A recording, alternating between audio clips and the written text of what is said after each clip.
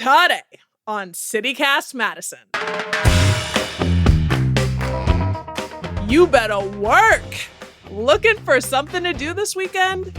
Drag brunches and drag bingos are booming in Madison. So, what's behind this fabulous trend? We sat down with Cynthia Mooseknuckle, veteran local queen and drag producer, to get the tea. It's Tuesday, February 27th. I'm Bianca Martin, and here's what Madison's talking about.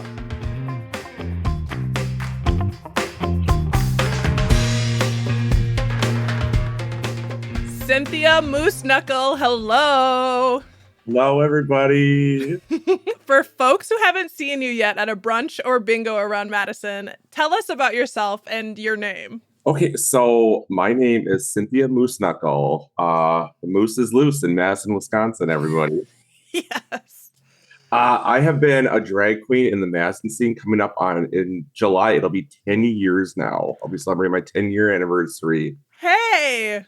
Yes, never thought it would last this long. Yeah? I started drag as a hobby, and I still view drag as a hobby. When I started, I actually did not like drag anything when I first started. I was very timid about the scene. I was very timid about the drag queens at the time, just because they were very in your face. They were very unfiltered. They were very, unapologetic. They were very confrontational, or what I perceived to be as confrontational at the time. And they were a little intimidating. I got my start with fundraising. And I've always been a supporter of fundraising, especially for local charity events and for local causes. And then I kind of connected with drag, with helping and drag and community. And that's what kind of got me hooked onto it. And then it became, an addiction. Do you feel like there's been an explosion in Madison's drag brunch and drag bingo scene recently? So drag has been gaining traction with the, RuPaul's Drag Race. That little show, we have to mention that little show. Yes. Drag is becoming more mainstream as an entertainment venue. That's great. That's great. I really think that drag has taken off after the pandemic, because we realized just how much we relied on that form of entertainment.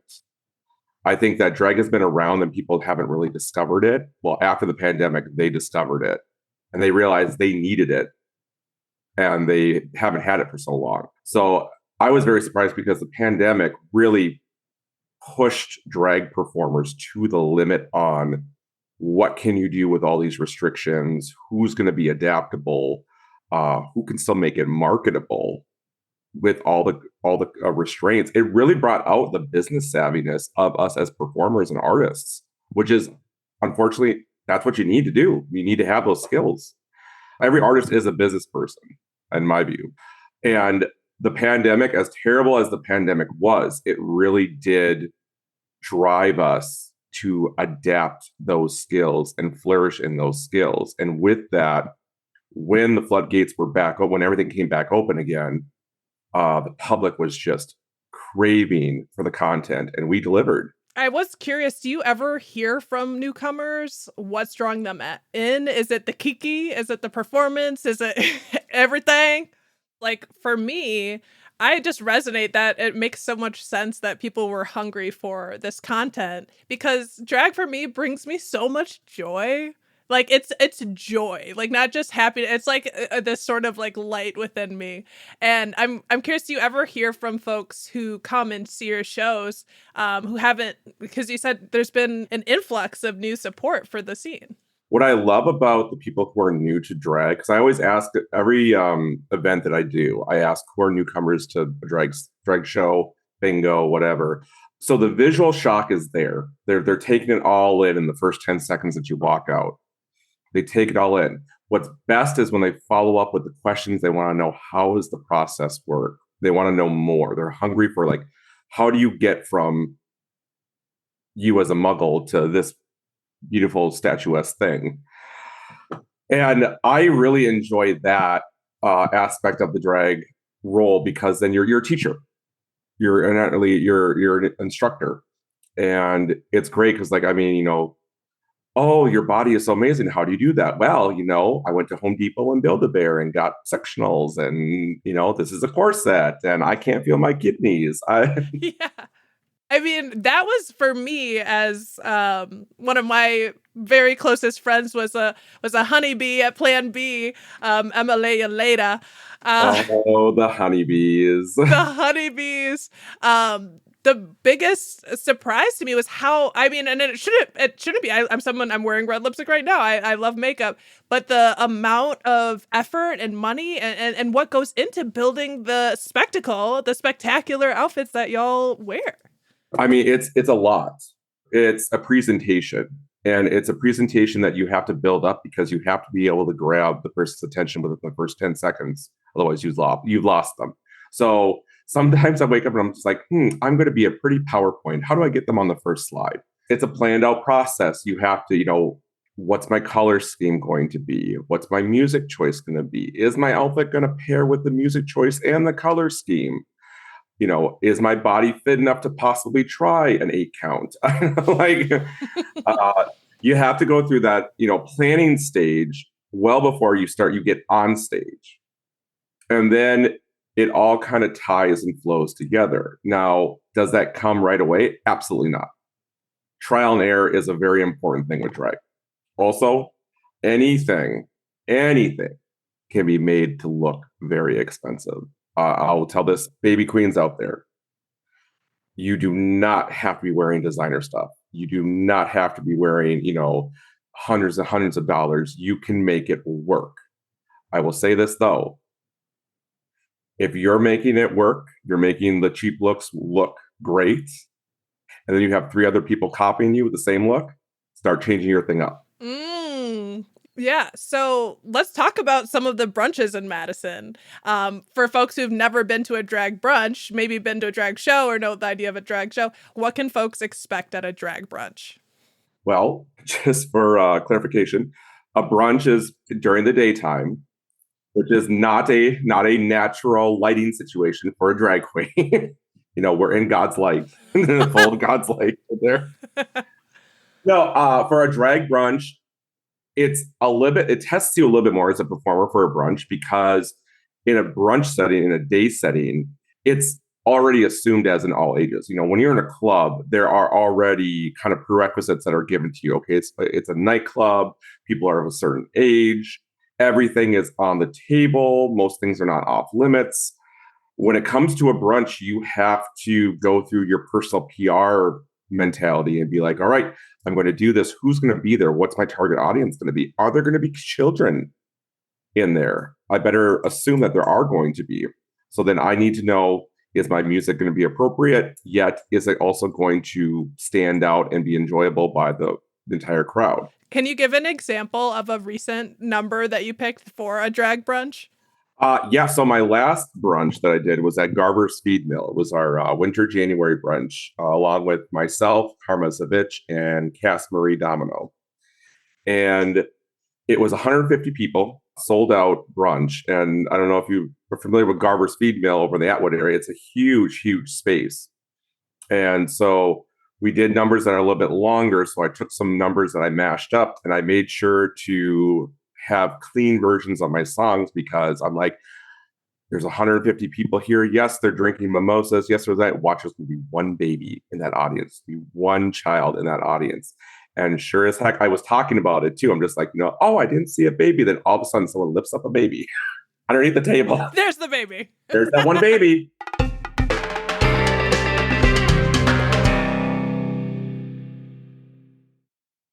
Well, so how does someone pick which brunch to go to? Like, are there major differences between the brunches across town? They're different, and yet they're kind of cohesive.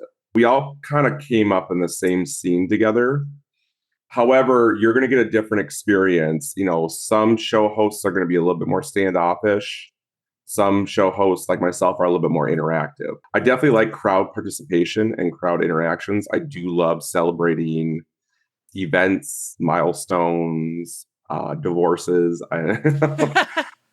anything that can get the crowd to interact and be a part of the show. I really like to push my brunches and my events to be, you're not just attending a show, you're part of it. I love that personally. And what about the drag bingos? Girl, you are all over Madison with that bingo ball machine. Madison's bingo moose right here. Yep.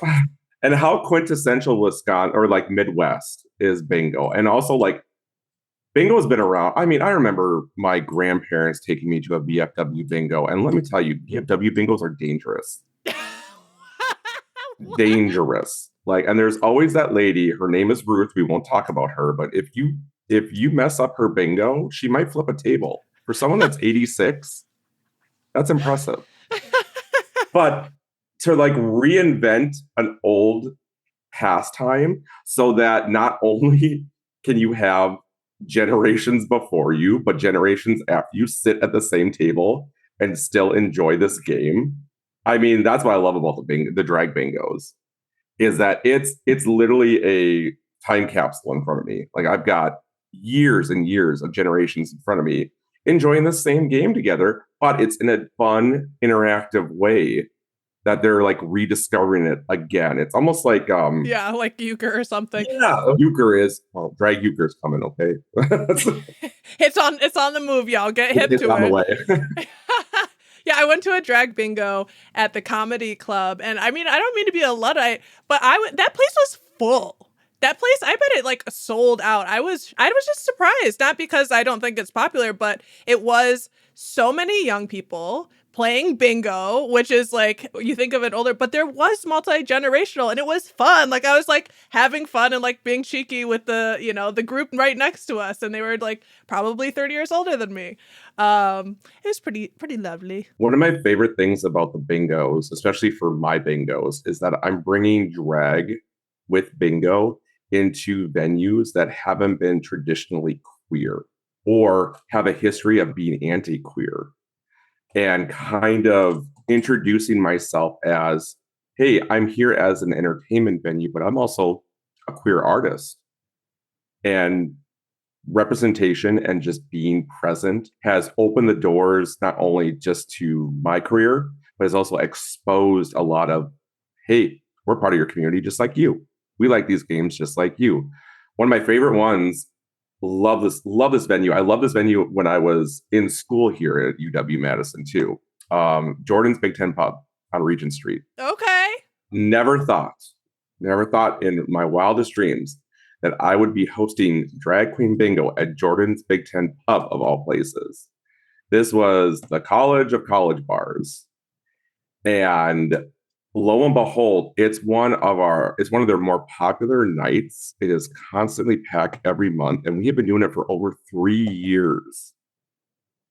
And when I tell you, as a alumni from UW, seeing all of those students, faculty, grad students, it really is like, wow, this is a community, and this is my community because I'm an alum. I'm a Badger alum.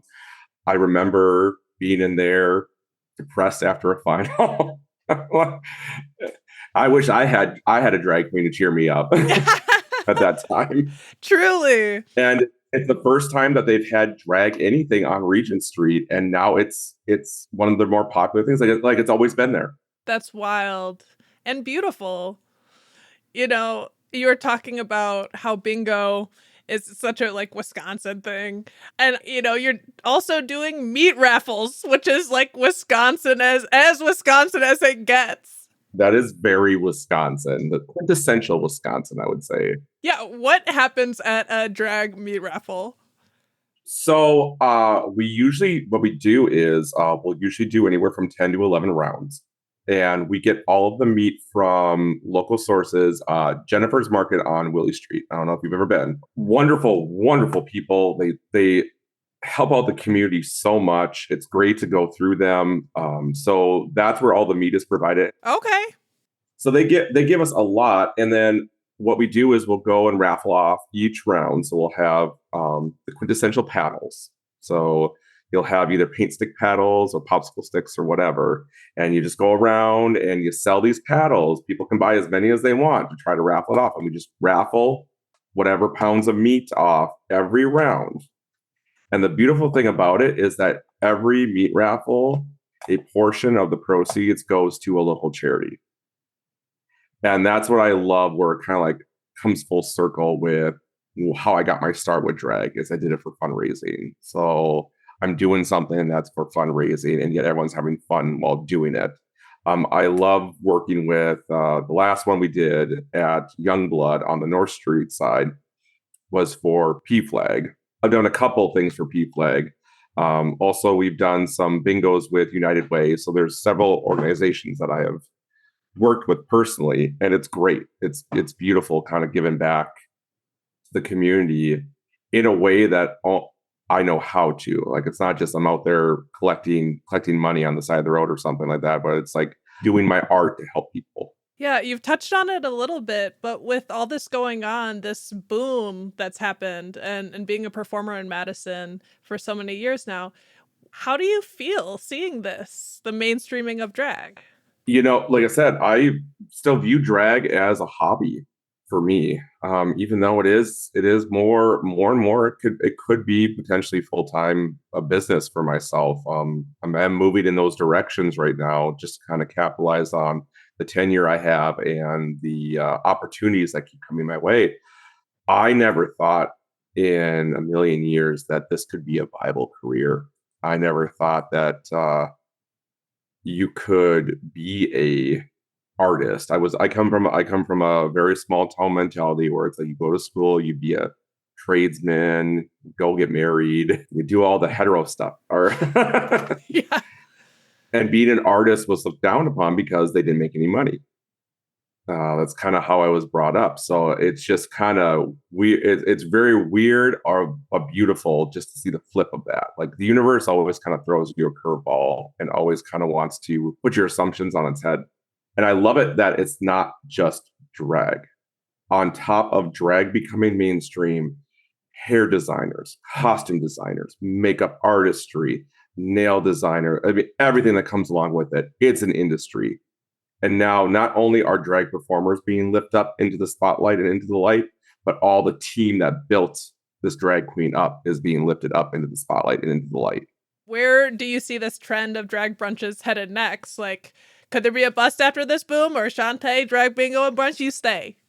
I think that drag brunches are here to stay for the meantime. I really do think that they are so unique, and they do meet a nice niche market, and there are going to be a lot of people that still enjoy it, and there are going to be a lot of people that are going to enjoy it for future generations too.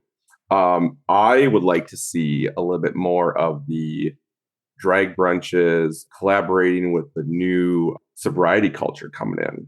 That would be interesting to see, and kind of doing some collaboration with that. Dry bars or the no drink bar or no alcohol bars there's a wave of them going on in the South right now.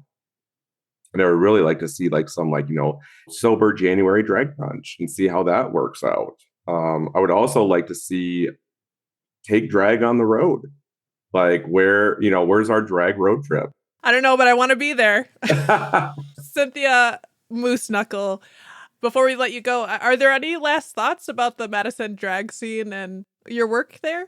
I will say that the Madison drag scene is a small part of a bigger scene in Wisconsin that has taught me a lot and has given me a lot of opportunities. I do love the fact that the drag scene in Wisconsin is very diverse, and that it really is open to everyone. It also does appreciate you beating to your own drum. You don't have to conform. You can go out and do it if you have the heart, soul, and faith in yourself.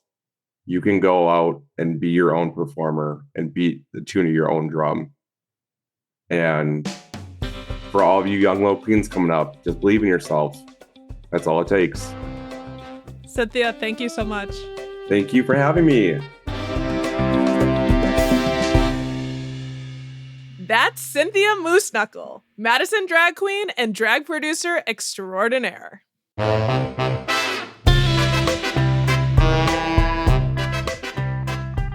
That's all for today here on CityCast Madison. I'm Bianca Martin. If you enjoyed the show, why not share this episode with the most fabulous person you know? We'll be back tomorrow morning with more stories from around the city. Until then, sashay away.